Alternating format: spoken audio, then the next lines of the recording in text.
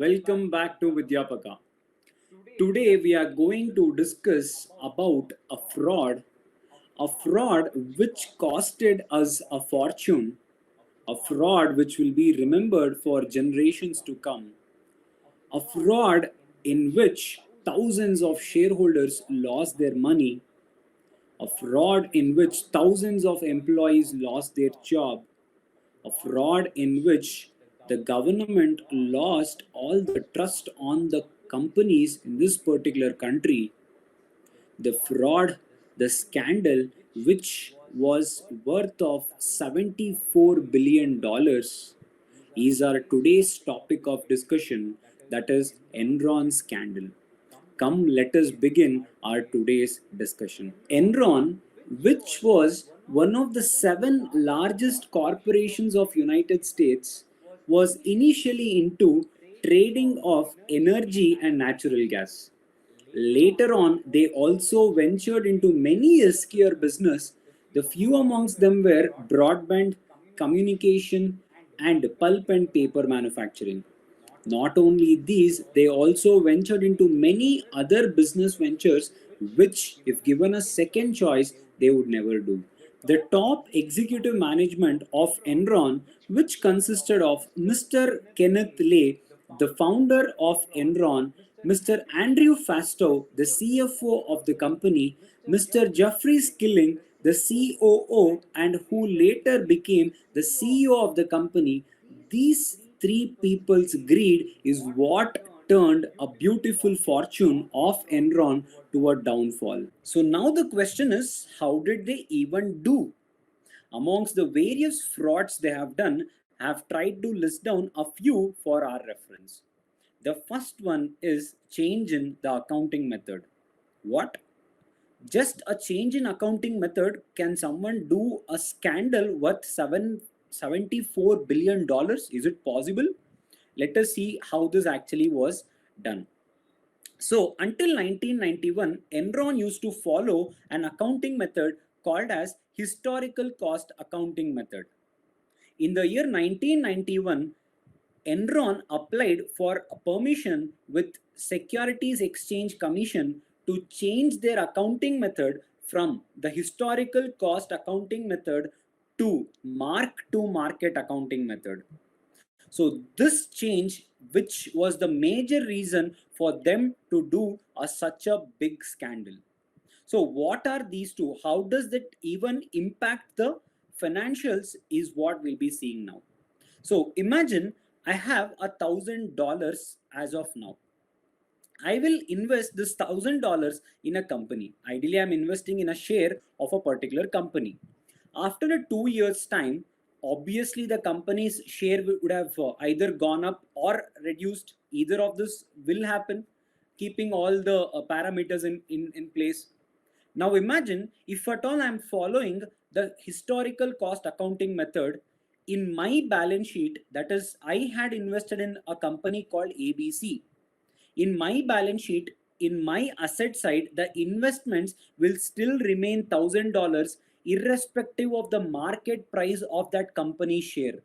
Now my $1,000 would have increased or decreased. It makes no difference in the historical cost accounting method. In my books, I will still show $1,000 as my investment. If at all I follow the mark to market accounting method, now if at all the share price has gone up, then instead of $1,000, if at all the share price of that particular company is $1,500, then in my books I will be showing $1,500 and not what I have invested. This applies everywhere. Now imagine I have invested in a land. Now the day I have invested in a land, the land cost might be $1,000. Now 2 years down the line, the land prices would have increased. So now in my books, in my assets, I will not treat the land value as $1,000, but I will take the current market price in my books. That is my balance sheet. But in reality, that inflated money, so from 1,000 to 1,500, does not exist in your bank. So by this, there is a manipulation. This was done in the asset side of Enron. Now let us see what they did in the P&L account. Now, whenever Enron went and they entered into a business or a contract or any such deal with a third party, Enron used to book the profits today. Sir, what do you mean? Now imagine if Enron agreed to supply broadband services for next 5 years for a company called ABC. Now, for this 5 years, whatever is the services charges, whatever the cost they will incur on this ABC company, whatever is the price they are charging the services at, all the 5 years price would be booked today. Now, imagining that 1 year was around $5,000, 5 years it is around $25,000. So the entire $25,000 was taken into my P&L account today. You never know. Ideally, in reality, you never know. In the third year, they may discontinue your services. And second thing, no one will pay the 5 years fees in a single shot. But Enron used to book the profits today. Ideally, the money never existed. So by doing these two things, Enron's financials were always inflated. In reality, that never existed. Now, the second step which they did in this particular fraud was opening special purpose vehicle. Sir, now what do you mean by this special purpose vehicle? Now imagine when a company in reality, if it had so much of profits, then what is the need of additional capital? But in reality, Enron did not have money.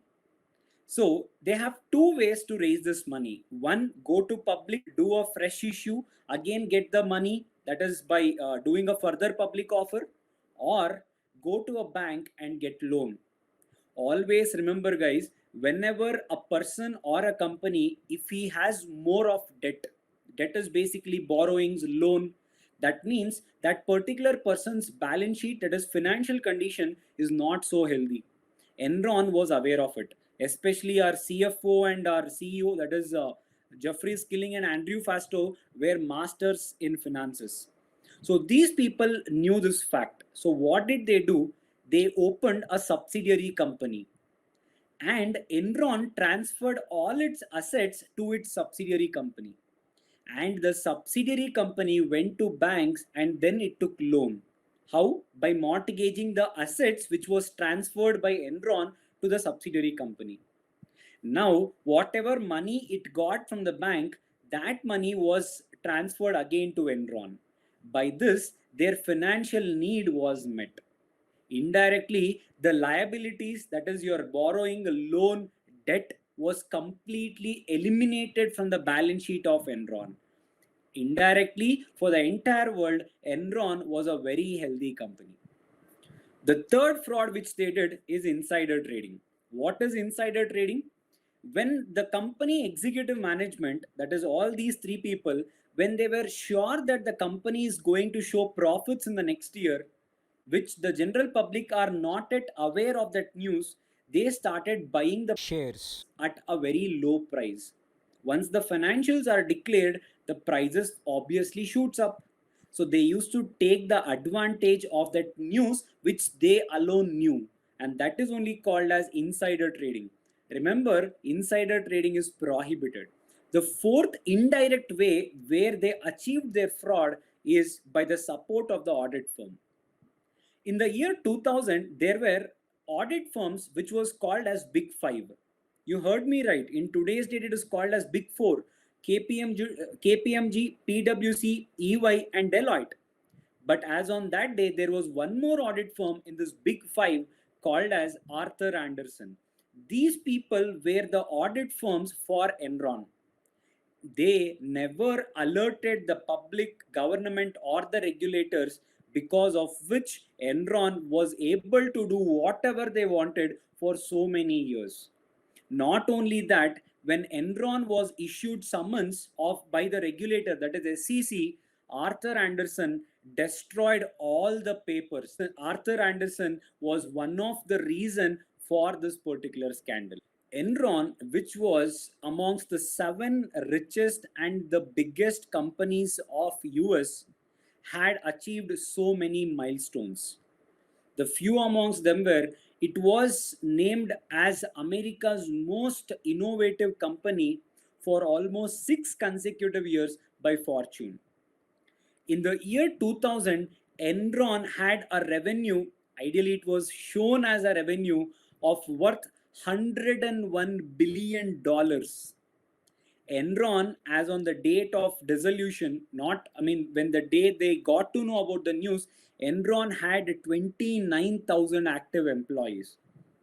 Not only that, in the year 2000, Enron had hit the stock market, that is, the share price of Enron had hit all-time high of $90.56 in the year 2000. No one can hide in disguise forever.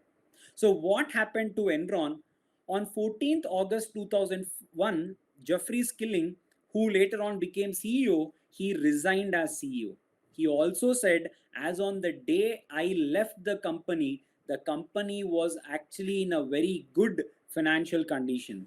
Ideally, he is the mastermind for the entire scandal. And in the year 2001, October, Enron announced a loss of $620 million. Remember, Enron had also showed a revenue of around $101 billion in the year 2000. And in the year 2001, October, they showed a loss of $620 million, and that's a huge amount. The share price, which was around 90 odd dollars, crashed down to less than $1. Just imagine about the people who had invested in this company. The scandal also caused dissolution of Arthur Andersen, the audit firm. As I told you, in the year 2000, there were big five, and today it is only big four. So what can make a big audit firm to just vanish in the thin air? And Skilling, I told you this person is the main mastermind behind this entire scandal. He received a sentence of imprisonment around 17 and a half years. But later on, it was reduced by 14 years, provided he had to pay $42 million to the victims of this particular fraud. And because of this particular fraud and many such scandals, US government also introduced one of the very famous legislations, which is called as Sarbanes-Oxley Act. So my friends, greed, if at all exceeds what is not in her hands, the company or us or any person will never prosper. So said that, thank you so much, and I hope you were able to learn something out of this discussion. Thank you so much, and stay tuned for more videos. Thank you.